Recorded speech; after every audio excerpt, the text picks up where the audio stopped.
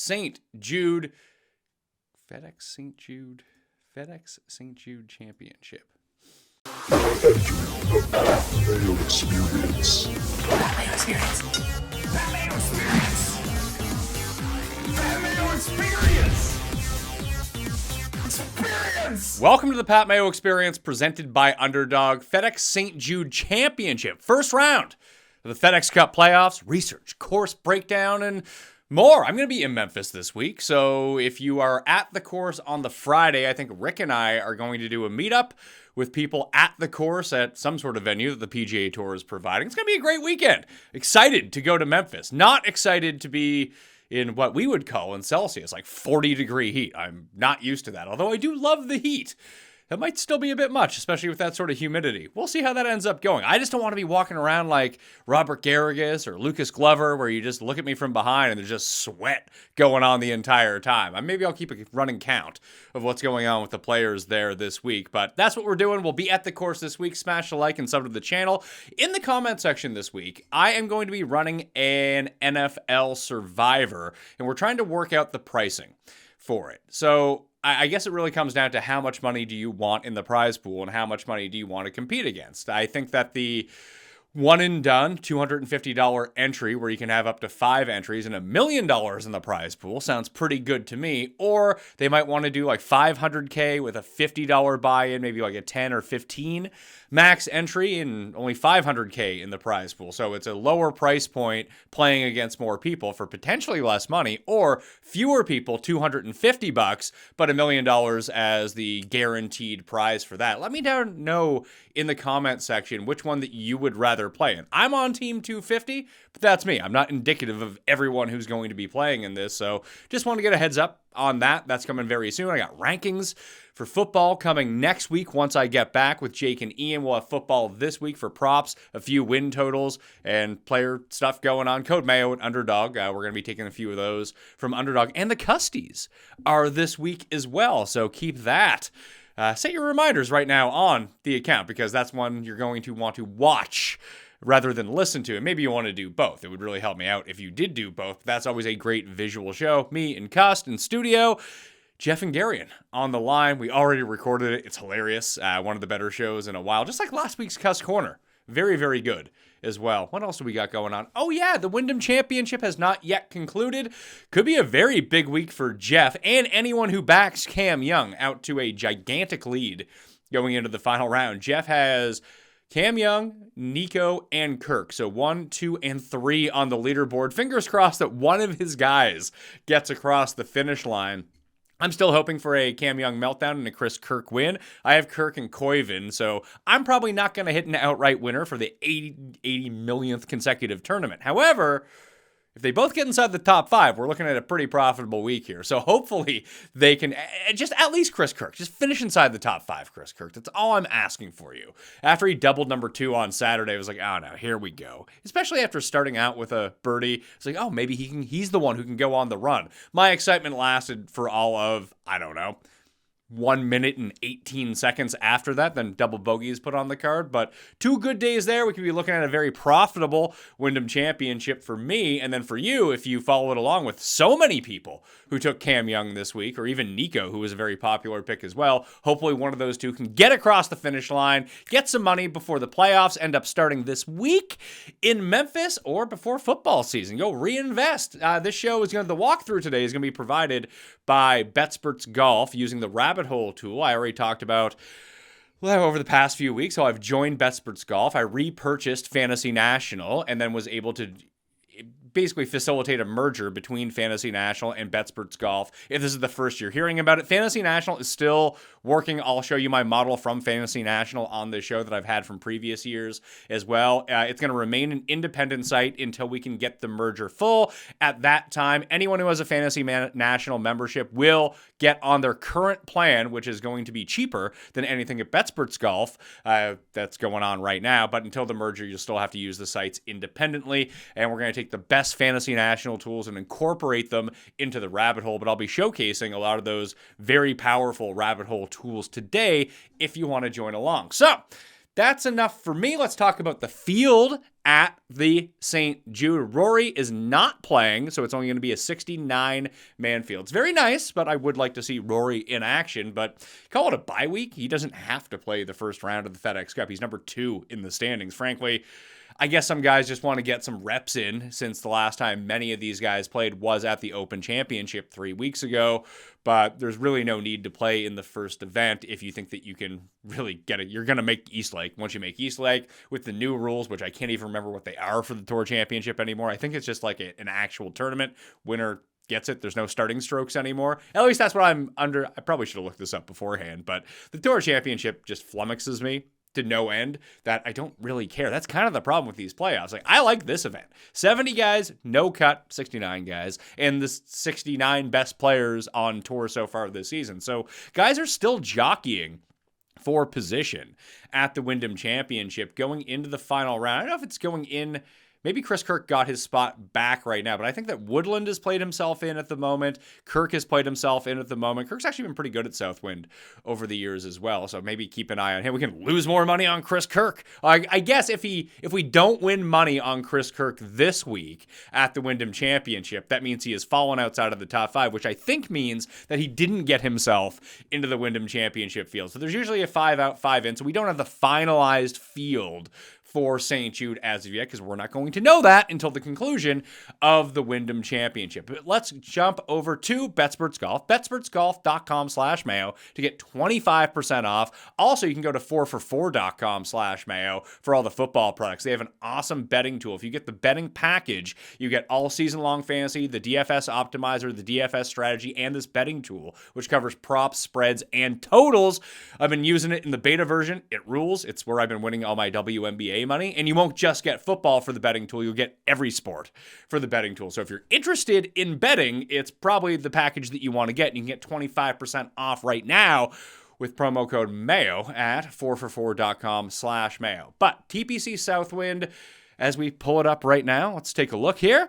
It is in a location, Southeast Tennessee. Yeah, that is in Memphis. We have a par 70, 7,288 yards. It's a long course because it's a par 70 at almost 7,300 yards. Much like Riviera and the Valspar for Copperhead, it is longer than its par and length would suggest. Adjusted for par, it's very, very long. Let's see here. We've had different things. Oh, one thing to note.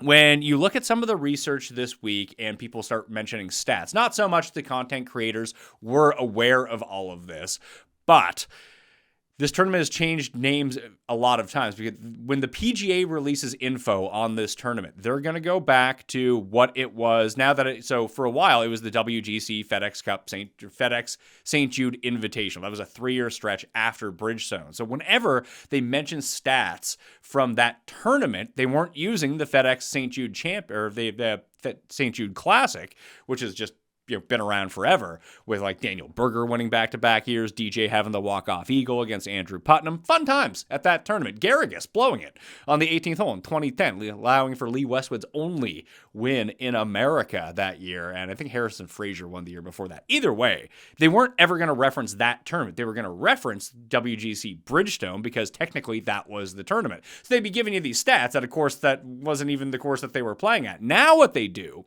for the FedEx St. Jude Championship is just use whatever the first round of the FedEx Cup playoffs has been since 2009 to give you info about how guys have done at this tournament, when in reality, it's only actually been at this course for the past 3 years. So keep that in mind when you're going through everything. If we do our due diligence and use all of the times that Southwind has been the host course for this event, you'll find that since 2004, that course overhaul, more than 6,500 balls have gone for a rinse in the water. There is water everywhere here. You got 75 bunkers around the course. That's not that much. 11 holes with water in play, a lot of that off the tee. 4,300 square foot greens as well. So very small greens at TPC Southwind. The average landing areas for the fairway is only 25 yards wide. So very difficult to hit the fairways here. The rough grass is Bermuda. It's switched over to Zoysia grass for the fairways. The greens are going to be Bermuda. They run around 12 on the stimp. Not much elevation, about average. So what you can see here is really what we get down to with the nitty gritty. Fairway difficulty or fairway accuracy is very difficult. Approach is about average. Scrambling about average. Putting super easy. Putting outside greater than 15 feet and inside 15 feet, both very easy. Avoiding 3 putts very easy. And this is weighted versus the average PGA Tour event around the green, really easy. But green accuracy, green regulation accuracy, very difficult. Missed fairway penalty is very high. So straight, long, good with irons. This is a ball striker's paradise. The comp courses versus the stats: Sawgrass, PGA National, Innisbrook, Eastlake, CC of Jackson, and we start going down the list. But Sawgrass, PGA National, Innsbruck would be the ones that I would be looking at here the most over anything. We'll dig into that a little bit more once we start creating the model. Take a look at the scorecard and see how everything goes. If there are split tees and you're playing Showdown, you're going to want, starting on the front to back, just taking a look at it, you just have very difficult holes at 17 and 18. The second and third, where's the rank here? Yeah, the second and third most difficult on the course. So yeah, keep that in mind that you don't want the guys starting on 10. You have a better chance for a birdie streak going through. We take a look at off the tee. You can find the filter up here for how everyone has scored and sort of the numbers that go along with it. Big driver usage at this course. We saw it up to 81% last year. That's over the 5-course average here, because in 2020 it was only 69%. I don't particularly know why that was the case, but it's almost gone up every single year. Maybe conditions will factor into that.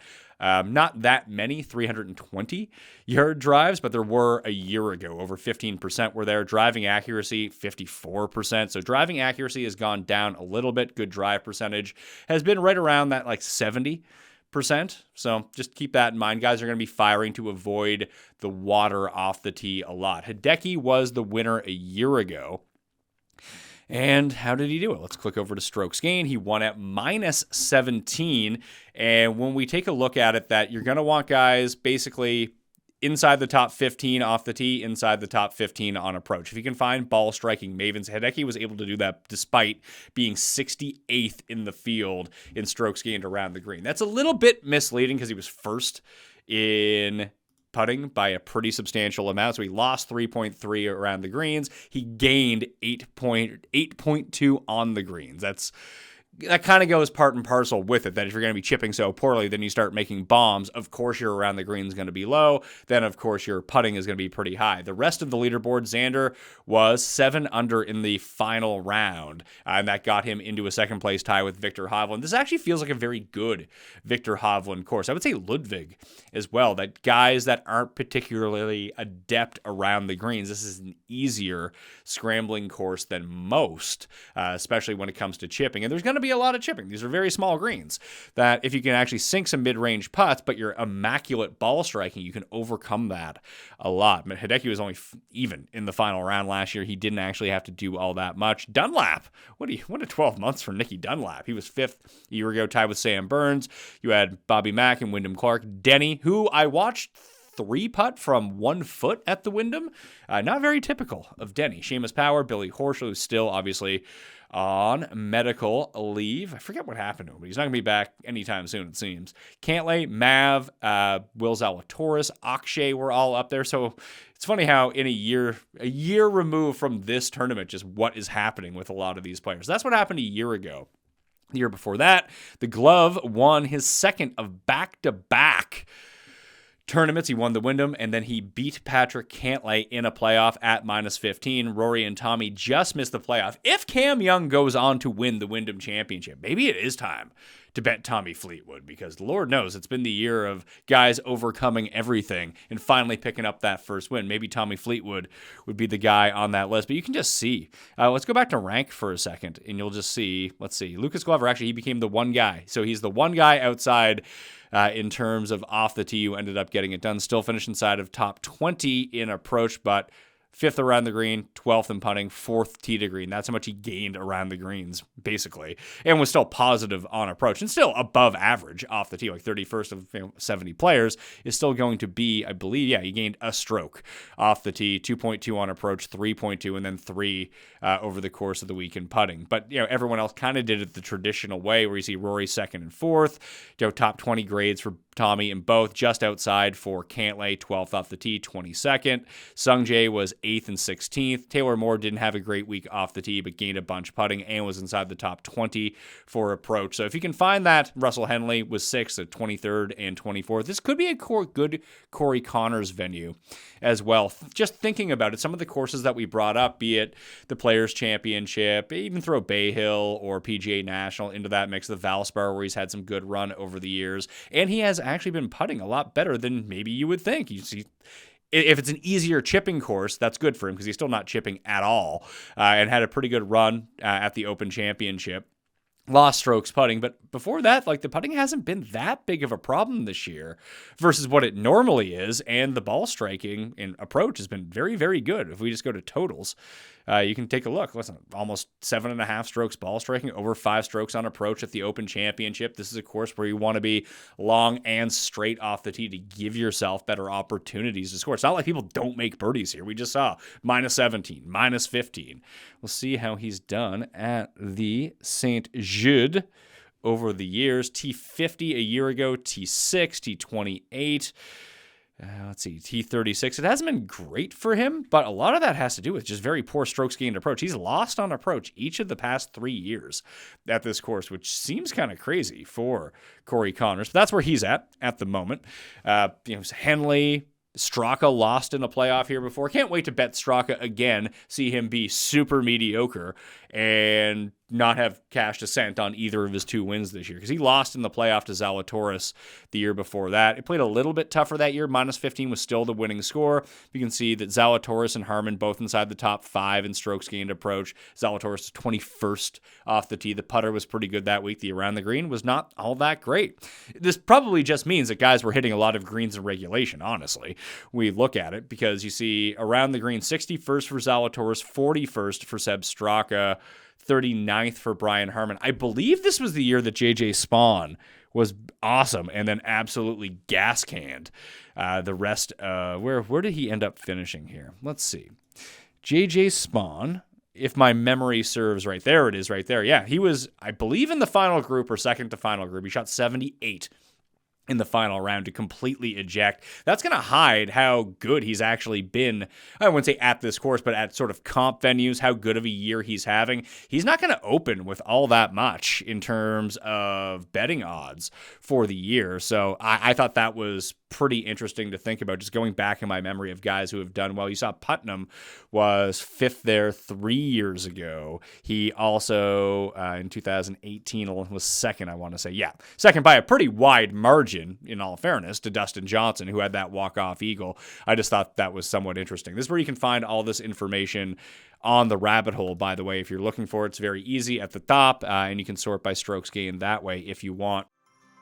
Look, I don't bounce back exactly the way that I used to when I was 20 years old. If I'm going out drinking, even just having a few glasses of wine, I wake up in the morning, got a scorching headache. It doesn't really work out well for the plans that I need to have starting at 6 a.m. every day when the kids want to get up, go outside, go to the playground, ride a bike, whatever it might be. I need to be there to do that with them.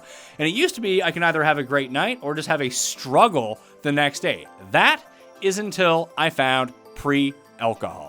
The ZBiotics pre-alcohol probiotic drink is the world's first genetically engineered probiotic. It was invented by PhD scientists to tackle the rough mornings after drinking. Here's how it works. When you drink, alcohol gets converted into a toxic byproduct in the gut. It's a buildup of this byproduct, not dehydration, that's to blame for the rough days after drinking.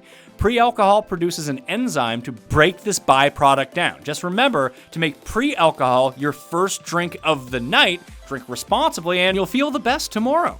The kids are actually away this weekend, so I actually had a few glasses of wine before recording the research show that I had to wake up super early for to do in the morning. And trust me, you don't want to have a real bad hangover with lights in your face and you're trying to sound energetic. Woke up this morning and felt awesome. Was able to record the show as early as possible. Then I went for a run afterwards, came back and recorded this ad. The final days of summer are here for you to enjoy. Whether you're heading to the beach, camping in the woods, or squeezing one last vacation road trip, do not forget to bring ZBiotics pre-alcohol probiotic drink. Drink a pre-alcohol before drinking and enjoy every day of summer to the fullest.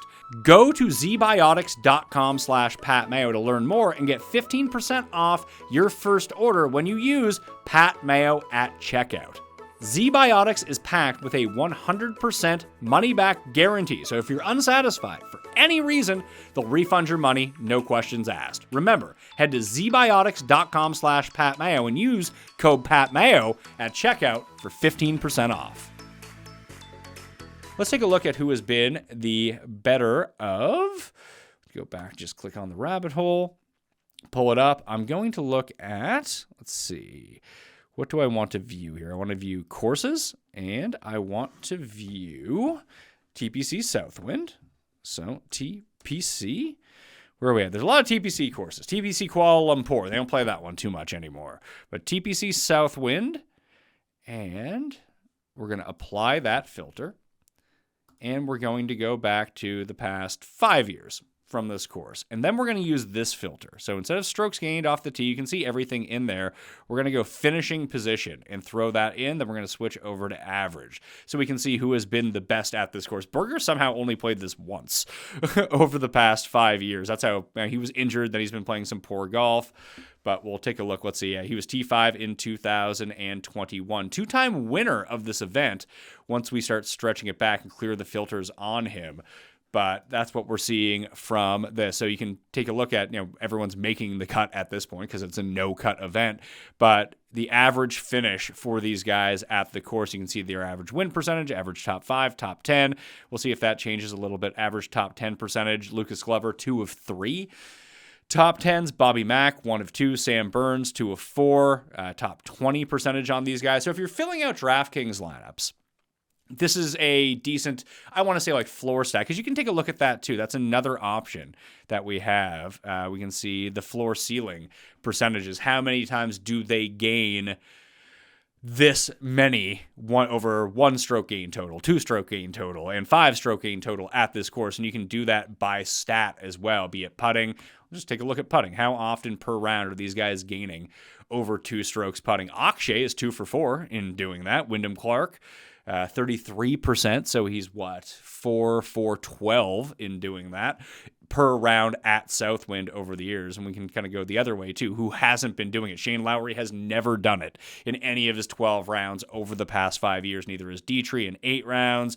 Cantlay, Rogers. That's crazy to think about. 16 rounds for Patrick Cantlay at this course. He is 12% for gaining over 1 stroke per round putting, 0% over 2. Let's see, and he's like 50-50 and actually like gaining strokes per. He lost in a playoff at this course as well, which is crazy to think about. Let's see here. Where are we going down on this course? Yep. Let's take a look. Strokes gained total around the green. Yeah, you can see he's just, the ball striking has been awesome for him. Just the putter has not cooperated whatsoever at this course. Berger is another one. That's only in 4 rounds, though, and he was 50-50 for over 1. So these are different ways that you can take a look at it. But ball striking is what we're the most concerned about here. Who is gaining like over 2 strokes ball striking? Berger in 3 of 4 rounds. Davis Riley has done pretty well here. Min Woo has done pretty well here. Pendrith in only 8 rounds has done pretty well here. How has Pendrith been doing lately? I feel like Jeff mentions his names every single week to me, so we'll see how that ends up going. All right. At the 3M, everything was good besides the chipping and putting. The Open Championship, he was cut. The approach was still good. The chipping and putting let him down. 13th at the Scottish. Let's take a look at totals instead of averages. That's the way I like to look at it. All right.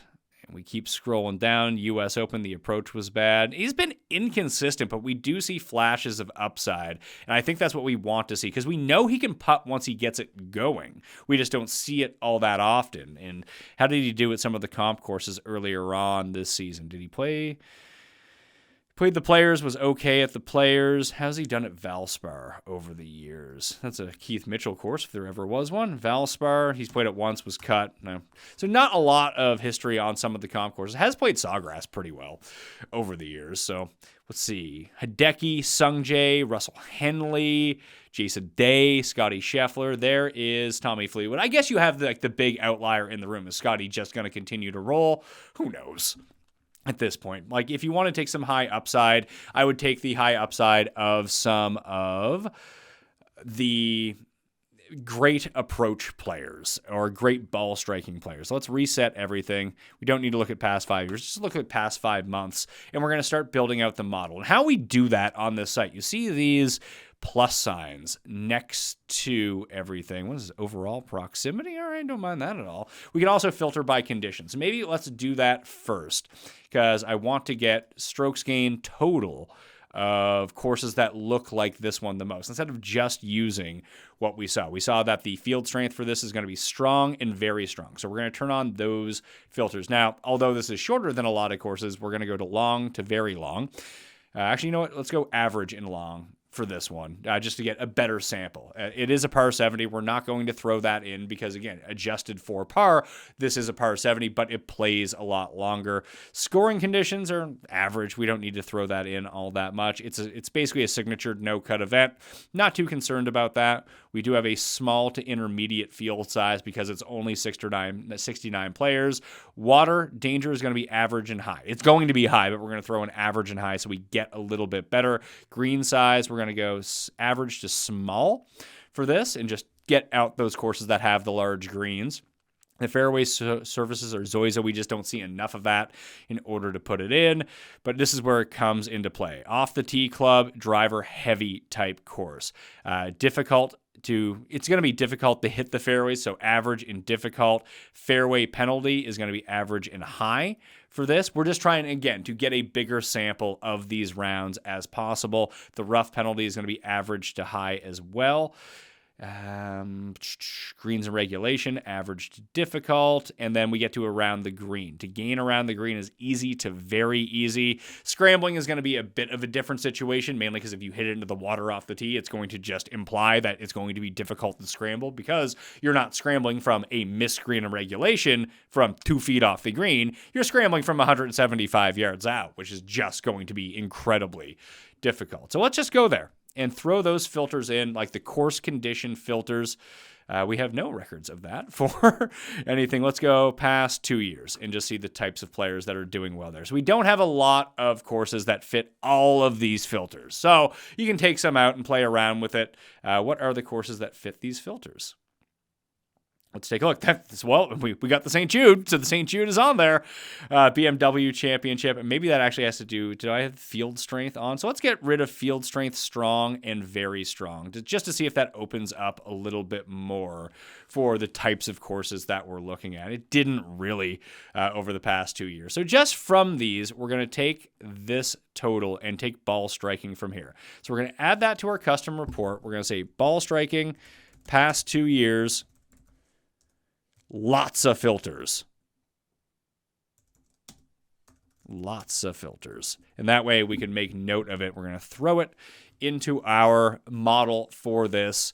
And then we're going to go back and adjust a little bit and take a look at filter by condition. We're just going to make it a little bit easier, and then we're going to take strokes gain total. So we'll reset the filters, throw them back on. We're going to say courses with, a lot of it probably has to do with the small greens and average greens, honestly. But let's just go driver heavy course and fairway accuracy, average to difficult. We're just going to throw that in because we're only going to be focusing on either strokes gain total or ball striking for this course. So we can see now we have a much bigger sample. So let's shrink that down to past 5 months to see, 16 rounds, 12 rounds. Not that much. What courses are we dealing with here for Scotty Scheffler, for example, comes up on this list. Let's see. Driver heavy and difficult to hit fairway accuracy, average to hit fairway accuracy. The Scottish Open, PGA Championship, CJ Cup, and Houston. Okay, so we got a few more of those. Maybe we'll extend the time frame back to, let's just go 12 months and see what it gives us. Then we get the CJ Cup, Houston, Genesis Invitational. That would be at Torrey Pines, Phoenix, Tour Championship, BMW, and St. Jude. Okay, so we're just going to use that over the past 12 months. And we'll put that filter on for everyone, not just Scotty Scheffler, and we're going to use ball striking past, or we can just use strokes gained total past 12 months from there because it's giving us a pretty good sample of guys who are good at this type of venue. So over the past 12 months, you're looking at Scotty, Xander, Berger. Again, Berger is going to be a very popular play this week from that 50 to 80 to 1 betting range, from that low 7,000 on DraftKings. Sam Burns, who has lost in a playoff here before as well. He lost to Abraham Answer. I think Hideki was also in that playoff 2 years, 4 years ago. That's when it was a WGC. So let's see, St. Jude. Yeah, he lost in that playoff that year when Answer ended up winning. I always said that if Answer is a better version, like short game wise, of Corey Connors, but I always kind of comp those two dudes. Let's see, there's the playoff. Here we go. Yeah, Answer beat Hideki and Burns in a playoff. Harris English just missed. Cam Smith was there. I remember betting on Cam Smith that year. Cam Smith was in the middle of the woods and tried to hit a hero shot. Didn't work out too much. That's when Berger ended up with Casey. It was a great live event for a lot of dudes. You see Zalatoris was up there as well. Poulter, there's Spieth and Rory. They were all there. Let's see how the strokes gained worked out that week. Around the green. Yeah, Answer was just great all week. Burns actually technically gained the most strokes total, but he was horrible off the tee, just like Hideki was kind of horrible putting. Burns made it up in different ways that year. Anyway, enough about that year. That's just when we go back and just try to see from the past 12 months, these are the guys who are doing well here. Harry Hall, Harris English, Mav McNeely, again, plays this sort of course really well. Thomas, Tommy Fleetwood, Kurt Kitayama, Taylor Pendrith. I'm surprised to see Ludwig not up there, especially after his win at Torrey Pines earlier. What is going on with old Ludwig? Let's see, 33 in strokes gained total. The approach play has just been bad at courses like this. Off the tee has obviously been really good. So we're going to take ball striking from this again. So we're going to say we had the ball striking from the past 5 years of these difficult tournaments, which are mainly the St. Jude. Now we're going to go past 12 months. That's almost how you spell past. Ball striking. And add that in. So once you go over to create condition model, you can see I have a bunch of stuff from, I probably should have went and deleted it all from last week. But this is how we're going to do this one. Just go go all the way down to the bottom. And we're going to see those are the two that we have in there so far. We're going to call this Mayo St. Jude 2025. This will be V1. I don't know if I'll make a V2. But if we just actually, we're not going to take a look at that just yet. We're going to go back to the rabbit hole and try to figure everything else. You can see some of my ones that are back in there. We're going to save, and I guess we don't actually have anything in. Let's go back and see what we're doing from the rabbit hole. Ron will have post-game stuff, too, up here in terms of strokes gained and showdown plays if you're looking for that. If you're ever looking for the optimizer, it's under DFS, and it's under DFS Optimizer, if that's the spot where you want to be taking a look at. So we're going to reset all the filters. I believe that they are, now that we've reopened a new tab. They are. So now we can just get into kind of the stuff that we want to see. We're going to go past 3 months. That will give us all the way back to the beginning of May.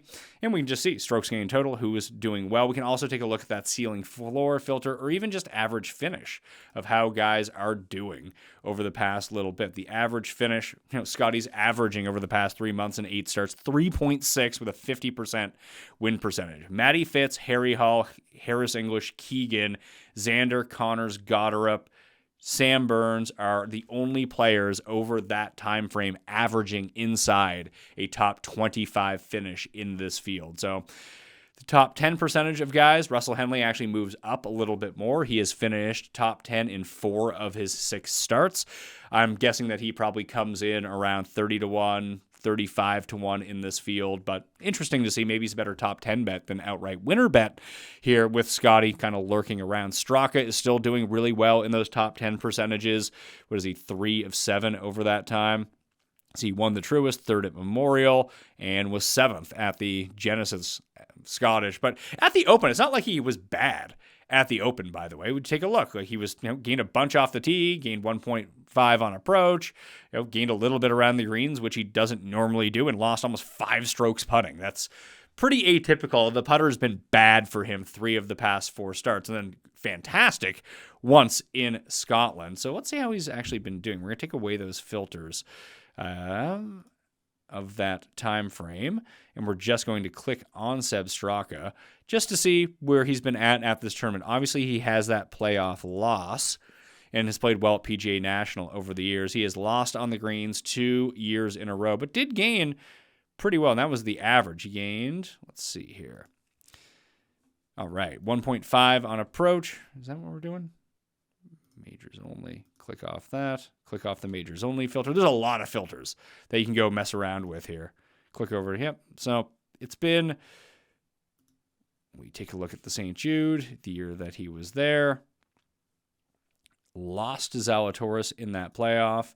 We'll take a look at the strokes gained total. So, yeah, here we are. 5.22 ball striking for him that week. And everything else actually checks out to be pretty good for Seb Straka going across the list. So if he can get himself going on the greens, that's going to be very comforting for what we want to see out of him at this tournament. Maybe will I go back to him? Him and Henley really let me down at the Open Championship, but everyone let everyone down at the Open Championship if your name wasn't Scotty Scheffler. So maybe that's the way that we need to think about it a little bit more. We can see driver heavy, fairway, and difficult. Let's just sort by off the tees just to see how that looks. Scheffler, Goddard, Pendrith. What are we at? Past 12 months again for what we're looking for. Fairway accuracy, average, and difficult. Off the tee, driver heavy is what we're looking for here. And we already did go through that. But Scotty, Goddard, Pendrith, Berger, Potgieter, Minwoo, Kevin Yu, Xander, Ludwig, Kitayama, Vegas, Fowler. Fowler keeps popping up here. That's really strange. Has Fowler actually been all that good? It doesn't feel like he has. Let's see, 3M Open Championship. He does have 3 top 30s in a row. And overall, it's been pretty good. The putter's starting to come back a little bit. All right. I'm probably not going to bet Ricky, but something to think about, I suppose. Ryan Gerard and Tommy Fleetwood have both been good at these venues. Sam Stevens as well. Sam Stevens, we always usually look at that total of over 7,400 yards. But that is not the case this week, although adjusted, it would be when you start considering par. And obviously he did very well at the 3M Open. That was a tournament where, a bit longer. That's usually the case for Sam Stevens. Does well at these driver-heavy courses. So let's reset all the filters again. Let's go back past 3 months and just start adding some stuff in here. We want to see ball striking, so short-term ball striking coming in. So we have ball striking in 3 times now, so we don't need to really overweight it all that much. Ball striking short-term, we're going to add that in. We're also going to go to driving, and we're going to put in distance and accuracy and weight them about the same because that's how they kind of filter out. Obviously, again, long and straight is what you want, but you're not going to find that all that much. Take a look at the best accuracy guys over the past 3 months, and you're going to find basically no one who is near the top. The best are going to be, I'm going to guess, Scotty, Keegan, and someone else. See, Keegan is up there. Spawn is actually up there. I really like Spawn this week. We'll throw him in.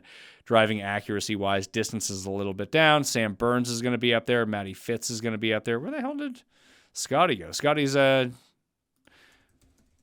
Scotty, 31st in accuracy, 19th in distance. And that's just overall over the 32 rounds that he's played. So we're going to throw in driving accuracy, D-Ac, past 3, chuck that in, add it, driving distance. Distance past 3 months, throw that one. All right, so we got our driving out of the way. We're going to take that off. We're going to take a look at strokes gained, either approach or what we want to do, green regulation percentage. I do want to see, let's see, small greens, because these are small greens. I don't think that we've had very many small greens over the past little bit. Green size small. I'm going to apply that filter and take a look over the past 12 months in that time, just so we get, actually past 3 months, we do have some small. What small greens have we been looking at here? What courses have had small greens over that time? Travelers, the Open, Memorial. Okay, you know what? We have enough. We have enough to, I wouldn't say like a big sample size, but enough of a sample size, and we'll get strokes gained approach on small greens. Small greens past 3 months. Add that one in. We're looking at Scotty, Akshay, Griffin, and that's 16, 20, and 20 rounds. Henley, Cantlay, Glover, Gerard, Kitayama. Ludwig is actually up there, even only in 12 rounds. Knapp and Fitzpatrick, Denny, and Lowry are all up there as well. It's funny that the strokes gained approach for Ben Griffin in that same sample is 3rd, yet his overall proximity is 58th. So he's either sticking it or that's going to be it for him, and he's not doing anything there. We're going to reset all, take a look at the past 2, that was over the past 6 months, sorry. Past 2 months, and just throw in strokes gained approach. Past 2 months, SG approach. And we're going to try to, I mean, this seems like it's somewhat complicated. It's not. We're just taking a lot of the similar stats and rating them out over size. Another way that you can do that, if you really wanted to, is you can go down to the rolling averages tab. It's very similar to what we had on Fantasy National. We've now incorporated this tool, and we're starting the merger of a lot of those stats that are going to be coming through. And you can just see when you're taking a look at the stats that you want to kind of take a look at. We can see, past 4 rounds, who has been really good, past 8, past 12, and you can just kind of go through it that way if you want to, and all rounds, who was the best player. But you can see who's been kind of trending upwards. You see a lot of red to a lot of greens. You see Sam Stevens been getting a lot better. Ryan Gerard getting a lot better. Kurt Kitayama getting a lot better. It's easier to do if we just go past 20 rounds and take a look at it. Goddard obviously been a lot better. Matty Fitz. I mean, this shouldn't be shocking news to you. And you can see it the other way, too. You have guys that have just been bad who are in this field. Like Sung Jae has obviously slipped a lot because he went from green to a lot of red. Finau is on that same train. Brian Campbell is too, but he might just spike and win out of nowhere. In the very short term, Rose has been good versus what he's done over the past 100 and past 200 rounds. Actually, let's do that. Let's sort up by past 200 rounds. So guys that we've been accustomed to doing well over the past little bit. You can see that over the past few years. You can see that Morikawa has started to slip. Victor has dropped down a little bit from the very solid green. Ludwig dropped, but he's starting to get it back a little bit more now. Burns has taken a precipitous drop off in terms of the recent past 12. But even before that, he was higher up, dropped back down. Ben Griffin rolling past 200 rounds has actually been very good. Wyndham Clark went from good to bad to back to being pretty good again. Rye and Lowry have kind of dropped off a little bit, as have Pendrith, as has JJ Spawn, but over the past 200 rounds, still inside the top 19. So just different things that we can look at from that list. Go back to, actually, I want to go to par 4s for a second. Past 2 months, I'm going to throw in par 4 birdies or better. P4 BOB percentage past 2 months, and throw that in. Jake Knapp is actually second in that list. So Kitayama, Jake Knapp, Potgieter, Wyndham Clark, Kevin Yu, Ricky Fowler, Hideki, Scotty Scheffler, Ludwig, Goddard, Corey Connors. So I think I'm going to go down this route, like Ludwig, Connors, JJ Spawn. I would probably throw Xander into that if he doesn't open up like a maniac at 12-1 or something. If we can get 16 or better on Xander, that might be a route that I want to take, and maybe with Scotty in this field. The problem is that with no Rory, that second class of guy is probably going to be a bit overvalued. So let's go back to the condition model now that we have lots of filters going on, and we'll try to figure this out. We'll say ball striking with the lots of filters. We'll call that 10%. Ball striking past 10 months with the filters that we had on, we're going to call that 10%. And then ball striking overall past 2 months, we're going to call 10%. So that's going to be 30% allocated to those. We're going to make distance and accuracy the past 3 months the same, 10 and 10, so now we're up to 50. We can adjust these in a second too. Approach on small greens, we're going to call that 10%. Approach over the last little bit, we'll call that 15%.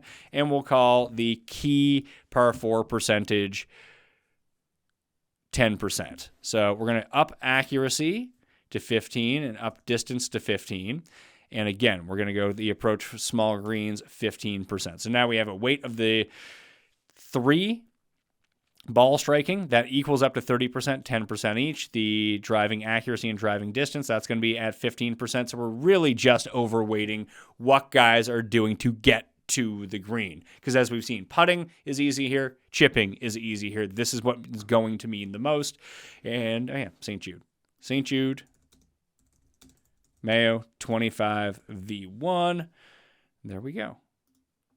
Save and generate model. Now here's what we're looking for. So over the conditions that we have put into this model, here are the best players. You got Scotty Scheffler, Kurt Kitayama, Victor Hovland, Ludwig Oberg, Shane Lowry. Now, Shane Lowry can't putt to save his life, so maybe we should have thrown putting in. But to give you a rudimentary sense of what's going on, these are the top 5 over the specific conditions that we went through. After that, Cantlay still ranks up there. Xander, Glover, Hideki, Gerard. Berger, Connors, Tommy, Potgieter, Griot. Again, the Wyndham Championship stats will be filtered into these after the Wyndham Championship concludes.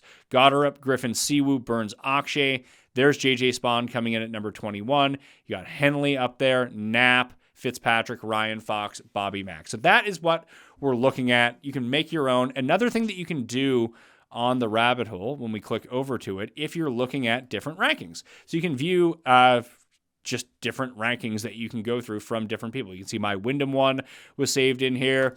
Let's see, PGA Tout was in here. Let's see what his look like. If you just want to load his up, it makes it easier for you to take a look at these as well if you want to see it. So his, and once you scroll over here, you can view the filters that were put on. Time frame 25 years. Sweet. Strokes gained past 36 round. Display by rank. There you go. And that's just past 36 rounds of strokes gained total. So you're not recent form coming in. So his looks like Scotty, Henley, Tommy, Xander, Griffin, Matt Fitzpatrick, Cantlay, Hideki, Hovland, and Sam Burns would be his top 10 in everything that he's looking at. Now, despite that fact, let's go take a look at what I have in my saved notes on Fantasy National. So fantasynational.com/Mayo probably still works if you want to get in on some of those deals. Would recommend betsportsgolf.com/Mayo to get the 25% off instead of the 20% off. If you're ever looking for the leaderboard app, it's still right up there. You still got to be a Fantasy National member to get that one. Again, the app is coming over once we do that merge of the sites. You can see the model that I have up here. That's a strokes gain model. Let me go over to St. Jude. Quality. Not that. That's great news. And we're going to put this to past 24 rounds. I'm going to show you what I have in for the model. We got strokes gained, ball striking 20%, approach and off the tee 15 and 20, greens and regulation gained on the field at 10%, putting 10%, par 4s 10%, par 4s 450 to 500 yards, 10%, opportunities gained, distance and fairways 555. So pretty similar, but putting is in this one. A bit more weight on par 4s and green regulation from what I had run out in the rabbit hole one. This is just the one that I have saved. The model rank for guys in this over the past 24 rounds, as you can see, Scotty, Goddard, Burns, Knapp, Griffin, Griot, Kitayama, Connors, Straka, Cantlay. That's the top 10. Spawn does get a bump up here. So Spawn, Ludwig, Connors, Straka. I mean, all these guys are up here. I should probably go to them. Probably should just go to the Scheffler guy. That's probably the move. Fitzpatrick, Lowry, Bobby Mack. When you start introducing putting, it does knock down Ludwig, Lowry, Hovland, and Potgieter. Although I don't think that Hovland is a complete mess at this course. He has come third here in the past. I believe that was a year ago. And if chipping really truly does mean a little bit less here than a lot of courses, then that is a way that you can get away with playing the Victors or Ludwigs of the world. Ludwig's probably going to come in like 22, 25 to 1. People are kind of off his scent at the moment. So a big opening number on Ludwig could be where I'm at because I want ball striking and hopefully the putter falls where it may. In the positives for guys that I bet. I took a look at the strokes game putting for a few of the guys that I bet this week. I think I bet 7 or 8 guys this week, and 5 of them were inside the bottom 10 in putting through 2 rounds. Always fun when you can do that. I thought I targeted some guys who could actually putt this week. That was not the case. Tune in live on Monday morning for me and Jeff doing a recap of the Wyndham Championship. Then we're going to go through all our bets. As I mentioned, Jeff has the top 3 guys on the leaderboard, so hopefully he wins. Hopefully you won too. betsportsgolf.com/Mayo to get yourself 25% off all of the tools and all of the stats that I did the walkthrough with today. But I'll be in Memphis this week if you want to come see me. So sub to the channel, and maybe I'll have some fun stuff from the course. I can't film at the course all that much. The PGA Tour just sent me like a thing where they're like, yeah, you get like a minute a day to shoot from the course, like to release on your personal channel. So I'll be doing that. But most of the stuff that I'll be doing this week in terms of like round recaps, Rick and I will be doing that through the PGA Tour up on their channels if you do want to see those. But I'll try to have as much content this week as possible. I got this. The DraftKings show is going to be live on Tuesday morning this week before I go. Then we got the Custies, then we got prop bets and season-long totals for NFL. It's all coming together soon, so please smash the like and give me your answer to that Survivor NFL question in the comment section as well. All right? Thank you all for watching. I'll see you next time. Mayo experience! Experience!